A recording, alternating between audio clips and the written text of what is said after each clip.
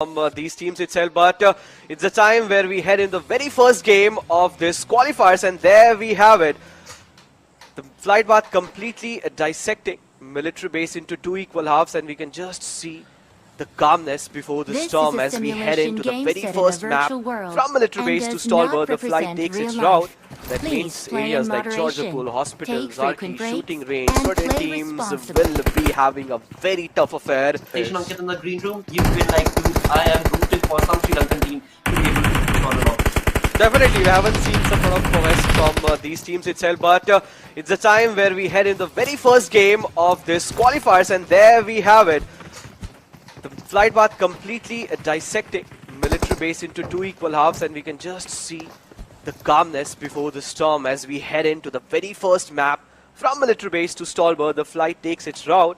That means areas like Georgiapol, hospitals, Zarki, shooting range, certain teams will be having a very tough affair if they are looking to jump towards the same area. Absolutely, and right here, as we can clearly see, right off the bat on the military base itself, it seems like 2 to 3 teams are going to be calling the military. Need and dare, I would rather say, try to jump near where Savage Esports jump. But they would actually know when Savage Esports get a knock, right? Torre Ahumada is where the flight path starts from, downtown towards the area of Los Leones. That means El Pozo, Creditfields, gonna be the tough task for them. A daunting one, to be more precise. We have everyone completely jam-packed in the lobby. But what a game. Want to talk more about how the 26 finishes game happened for Savage Esports. We have seen a lot of teams that tried to make a rotation, and this is not the first time that we are witnessing any team trying to dominate this sort of circle. But this was not the team that was supposed to be at the position. They paved their way, and they just not only came in, they made sure that they got all these finish. And for the moment, it's Savage Esports going towards the northern side of water treatment. I guess they might go towards the area of La Cobreria. El Hazard is where 7Cs are jumping towards.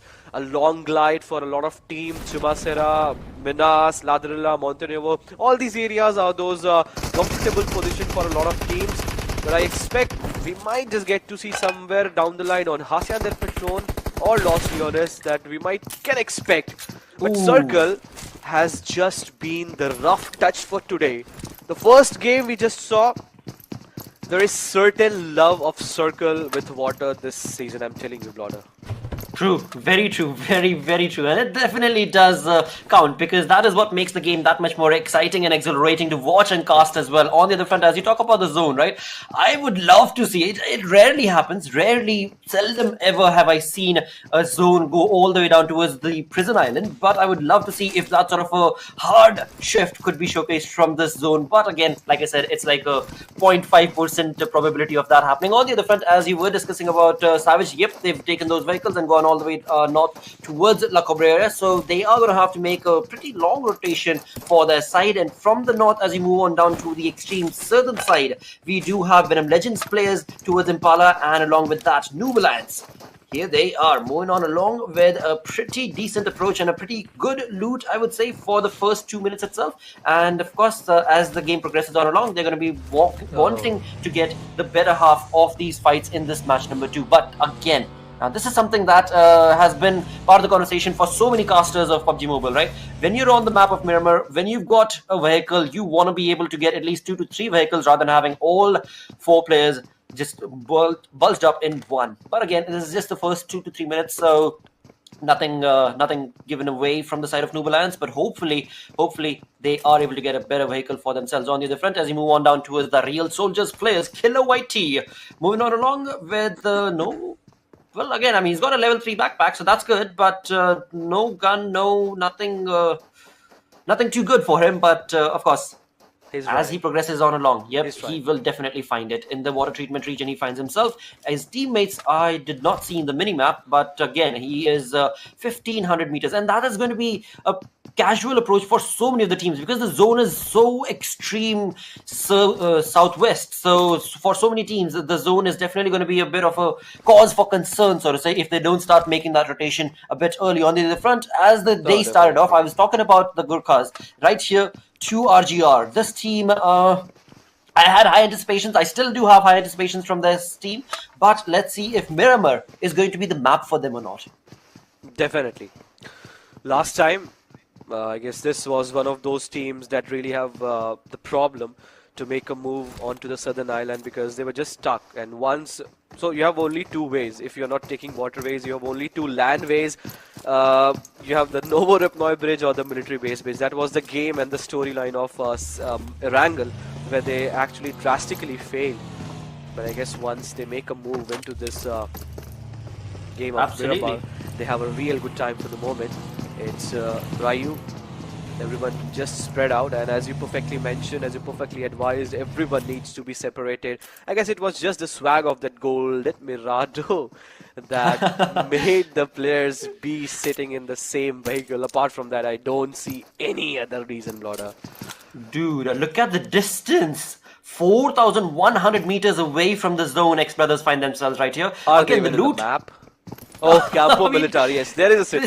They're on the northeastern side, yep, exactly. Yes. And they're all by themselves, so the loot is definitely going to be working for them. No other team around them to contest for any of that loot. But again, they better find a vehicle and start making that rotation. It's, yes, only 5 minutes into the game, but being that further out, I mean, it's like two edges, right? I mean, on one southwestern edge is the zone, and they are on the northeastern edge. So they're going to have to cross the entire map, X Brothers, to get into the comfort of the zone. And as they do so, if they're not quick enough, why am I saying again and again in the first 5 minutes itself that these teams should start thinking about rotation? Because if they start delaying that, yes, the zone will catch up to you, the blue zone will catch up to you, you will be given a little bit of damage, not a lot, so that's okay. But as you start making that late rotation, the other teams then can become that much more of a trouble for you as you try and get into the zone. The teams that are already in the comfort of that zone will try and take that fight to your face, and that is where you wanted to start your game with a decent good loot, but your game would have ended drastically. And yeah, that's the reason, that's the main reason. But nevertheless, I mean, moving on away from that rotation-based conversation, we do have the gangsters right here who are going to be looking pretty neat as well. So again, in the map of Miramar, we do know that a lot of shots, a lot of mini action can very well be seen. But along with that, we shall see what sort of bolt action will we see, or rather from what team and what player can we see that. Because S9, you talk about S9 and the way they have their wonderful prowess on towards the gun of bolt action guns, right? I mean, they are pretty good in terms of those head cracking shots. But let's see which team will be giving us those phenomenal plays today. If I'm not wrong, Mongolian players and Mongol teams in particular are pretty much good with their bolt actions. Be it True. Not only just about these bolt actions. You have all these DMRs also coming up into the favor. We talk about the mini and all these times SKS, SLR. They are pretty good to them. And this is something that happens in the game, in the map of Miramar and Erangel. When we go onto the map of Sanok, there are also some exclusive weapon onto them, and they really have a good shot onto those weapons. But for the moment, I really want the observers to have a keen eye and want you to show us the minimap, that where the teams are actually positioned. I really want to see how Savage Esports are going to make a move into the circle, because they went towards that Laco Prairie area where they really had to make a tricky situation, tricky rotation, because the western side is completely full of a lot of terrains, and that offers a lot of resistance to them. And for the moment, we might get to see some sort of contestation that can happen, but we'll be in a better position to actually predict where the teams are actually positioned once we get to see the minimap. Well, we definitely will in a few minutes' time. On the other front, as we talk about Seal 9, a first game not working in their favor, but right here they find themselves in towards the Chumasera region, and they have the crosshairs set up towards the players of 2R, and that is going to be the team of Gurkhas, as we did discuss earlier as well. And this is where it is going to be Yeta, who is going to be in a little bit of a tricky position, because yes, he's got the mini working in his favor, but he also has given away his information, and Seal 9 have already taken a few shots on the other side onto the blue zone. We do have X Brothers and 7C catching each other out into that rotation that we had spoken about earlier. 1700 meters. Is it even this fight? helping them out? Is it profitable?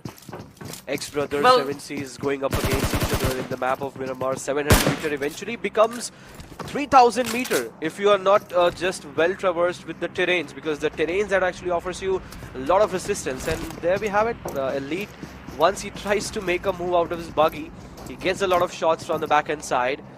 1900 meter for Ex-brothers and 17 to 1800 meter for 7Cs. Not in a good situation, to be honest, brother.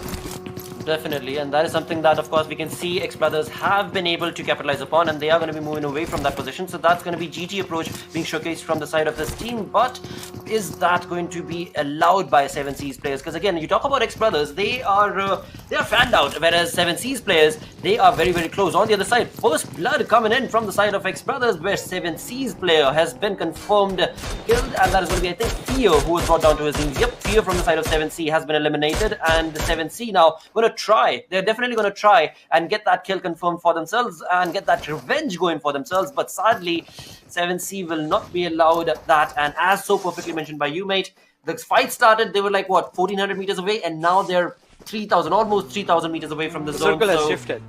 Exactly, Gone right? away So completely. a tough luck situation for the side of 7C, whereas Ex-brothers definitely walking away with that one elimination, going to be working in their favor, and they still have all 4 players alive.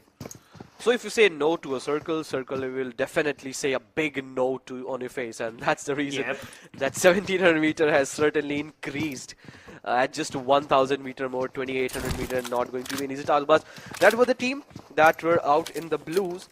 We have certain teams that have made quick rotations. Paradox, a new Paradox, a completely transformed one. We just got to see in the very first half of the game.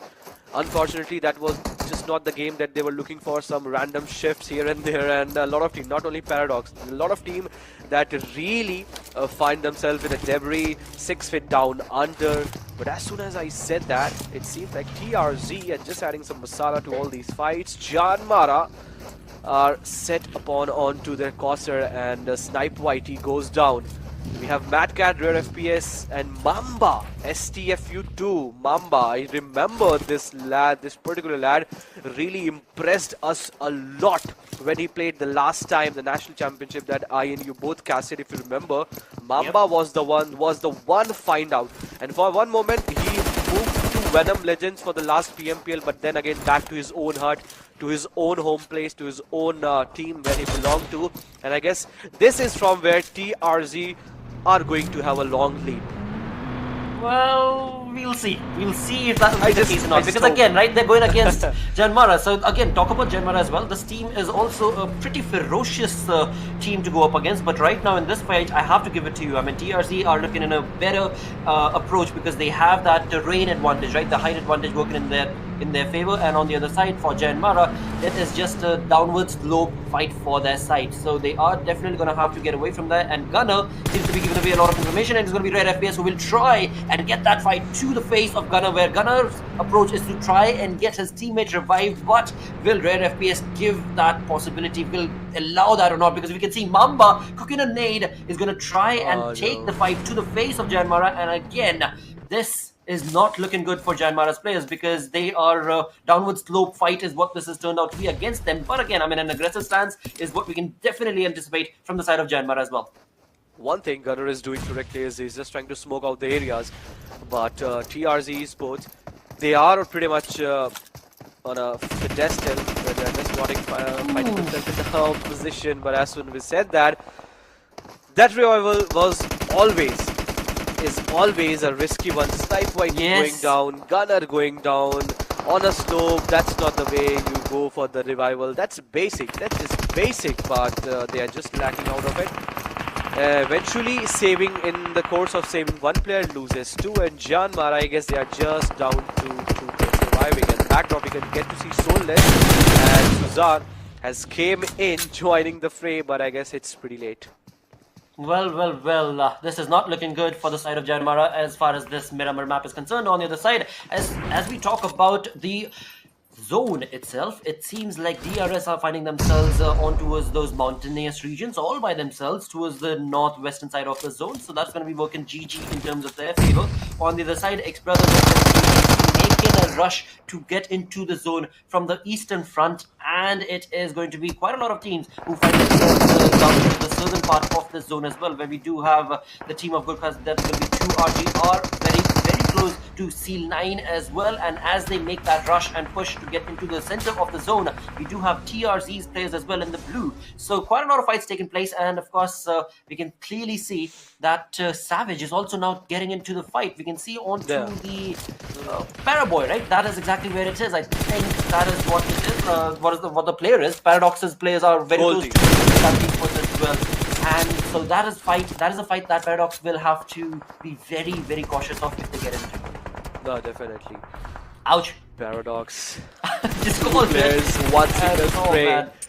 Savage Esports again trying to replicate the same thing, just trying to flush things off with the help of this grenade.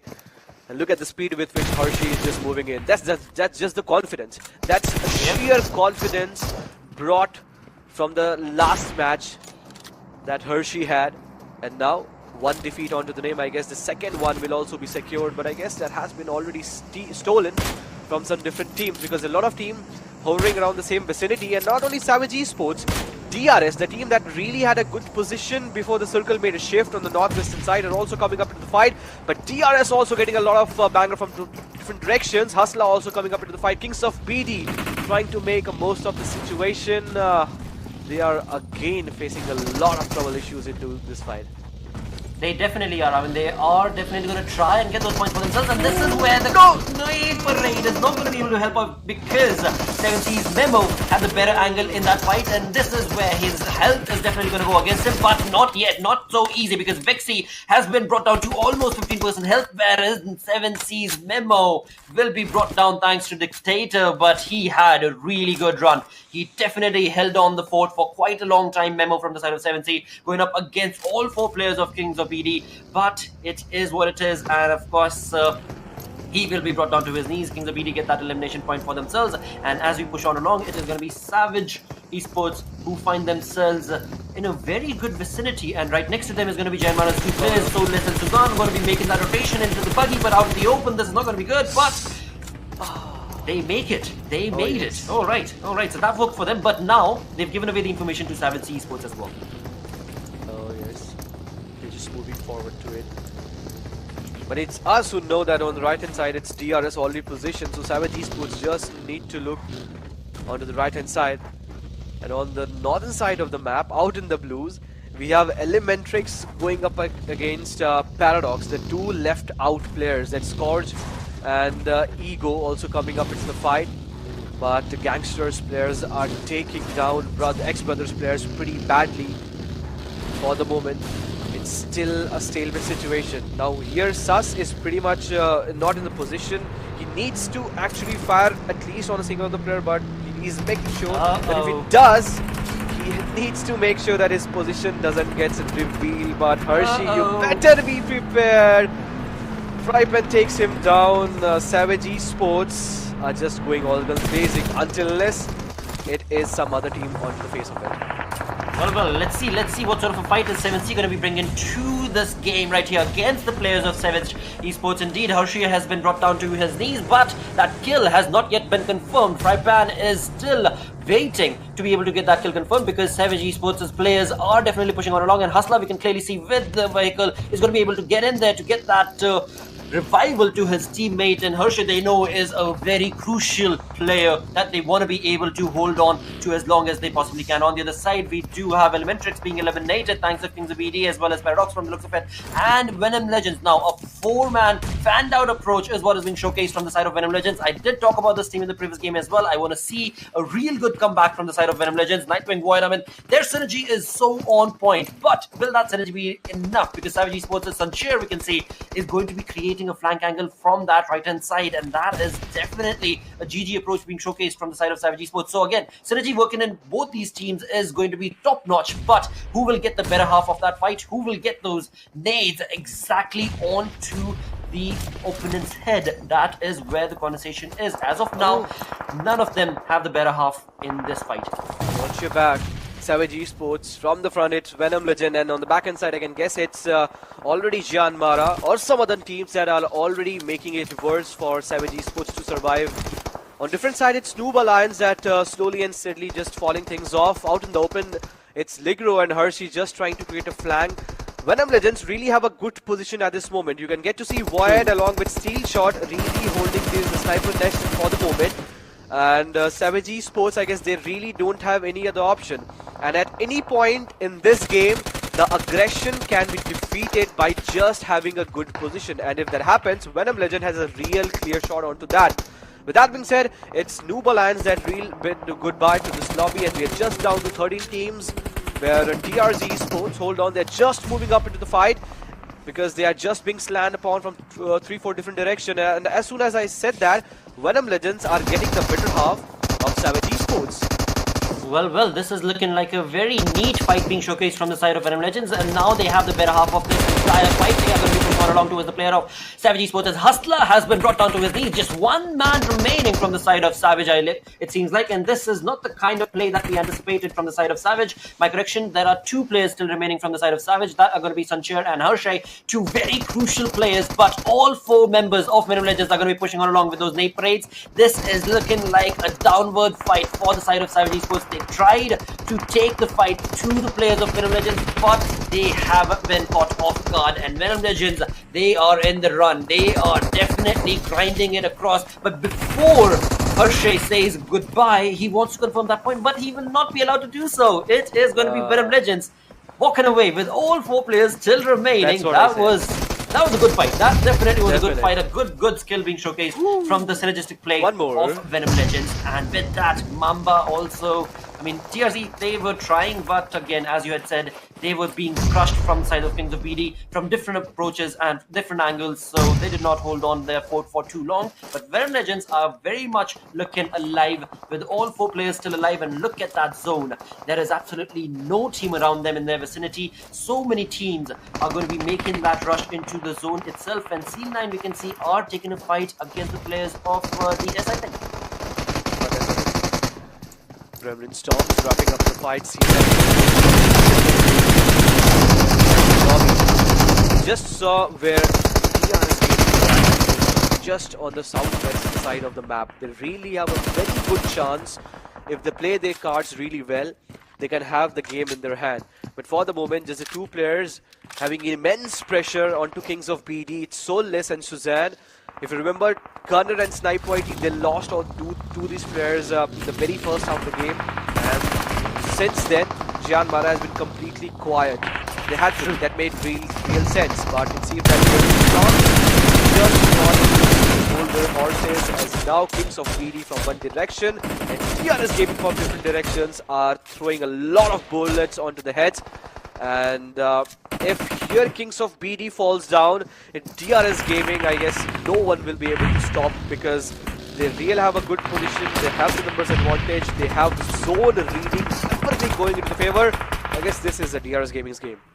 It should be, it could be, but the zone has moved away from them, and this is where things are not looking too good for the side of DRS. But once again, I mean, the thing that's working for them is the fact that you mentioned they are on top of that mountain. They have the information of the opponent teams, and that is something that is going to be so very critical in these final moments as they push on along. On the other side, Janmara's two players, Susan as well as Soulless, they are hunkering down into this area, into this compound, and they do have the information of their opponent team. That's going to be DG right here. But will the fight be taking place? Will the kill be confirmed? Will the elimination point be given to Janmara? That is not looking likely. On the other side, DRS, they have a real good position, but Venom Legends are in a better part of this. Yep, big threat. नीचे रहे एक बंद एक जन नीचे लगा नीचे रहे काका नीचे रहे 5 seconds. If DRS Gaming नीचे रहे वहाँ पे victorious, they need to take the fight. They need to find themselves in the position. वहाँ पे बंदे आ गया बंदा आ गया. It seems that since Venom Legends are in a big split, two players holding the center lines position. लो क्या left से shot मार रहा to the edge of the circle, as Venom Legends is completely constricted upon the fights against either Kings or and they are not equally cautious about the right hand side team that is already known as DRS Gaming.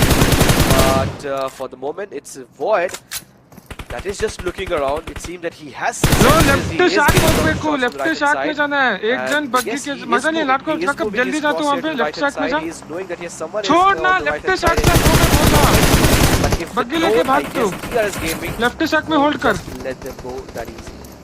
Absolutely, we're looking at left से थोड़ा left से हां यहां पे hold कर with all focus remaining on the अबे क्या side. कर रहा है 7 elimination points, so a GG play being showcased from both these teams, and again the positioning that both these teams find themselves in is what is definitely helping their cause to get so many points for themselves. And on the other side is going to be Janamara Soulless, as well as Susan, who tried to get from one compound to the next, but out in the open they're going to be caught off guard. Soulless will be going down, and it is going to be the scorer from the side of Killer YT, which will get that point confirmed for themselves. So 8 elimination points for Venom Legends, along with 6 elimination points for Dark Eagles. Seems like a 4v4 is bound to happen between these two teams, but who will be the one who will take that better half? Because again, we've seen Venom Legends again and again in so many different tournaments. They try and have that two-man split, and that split could be the reason of their downfall. 3 teams remaining. This is going to be a close one between these two. I don't really know why this is not just closing. They already know Venom Legends are in a complete split because a lot of shots are being peppered from this team onto different teams. But as soon as I said that, Delta goes down, that leads down to only 3 players on their heels, and one gets to get the revival done. Just the 2 players. And it seems like Venom Legends, they're just trying to spot out. बग्गी लेके भाग थोड़ा blazer था ना wall rich पे जा blazer था ना wall rich पे जा वहां पे होल्ड कर favor of Venom Legends. लेट के हिल कर पहले If they can stop Venom Legends from here, this will be one good game. पीछे का छोड़ पीछे मत दे. Definitely is going to be working out for their side. अब पीछे मुड़ लेट के पीछे मचा नहीं निकलता. हां स्मोक डाला. They are definitely keeping a positioning of the real soldiers. They are very much hunkered down. So a couple of good grenades from the side of Venom Legends could very well be the demise of DRS. On the side, we talk about DRS's rules, OG, who is going on to a completely different flanked out approach, and in that doing so, he's going to be faced with the one final player remaining of WGNRC, and that is where that one final player of NRC could maybe bring a little bit of trouble for the side of DRS. We shall have to see if that will be the case or not. Because again, Venom Legends, the way they position themselves, a very well fanned out approach, going to work in that team's favor. But now it is about which team is going to be trying to make that push. They are all in a comfortable spot on their bellies, but that's not enough because the zone is definitely going to push you to take that fight. But which team will get the better half of that kill? We shall have to see. शाक में घुस पड़ी smoke डाल अपने में smoke डाल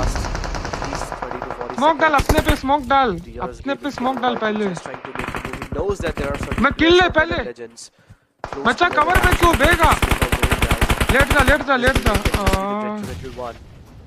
And in the meanwhile, it's one player still alive from the side. Nina Barbeko. Is the one, as you perfectly mentioned. He knows where. One good thing for our rules is he knows where exactly the last player is hiding. Because the 1 minute आराम से ले. hovering on the head of it, and he knows the second position, the player of the second position. That smoke killa नतरा arts को मेरे को काका बग्गी लेके जो कहाँ पे था वहाँ पर ही जाके थोड़ा दूर जा. Absolutely, I mean he was trying to get that nade parade going on for quite some time, and finally that nade seems to have worked out in the team's favor. DRS get the better half of that perfect play being showcased from their side, and this is the push that they were waiting for with that fantastic round, and he will definitely this is something that was not anticipated. Good players still remaining. Nightwing, amazing control with the MP49. It is going to be just ludicrous play being showcased with those 100 bullets in that gun, and this is where DRS's push has been stopped, and still the 2 players from Venom Legends, the elimination has not been confirmed, so the revival could very well be right around the corner. Right, This is where Void could have been pretty handy, right? It's a 3-1 split, and 2 players since has already been knocked out, so it's only one standing, and he has to give revival at any case. So from both the situation, from both the teams, for the next 30 seconds, I guess healing and patching up work will be done, and then again the opening will be waited for. But in all this situation, the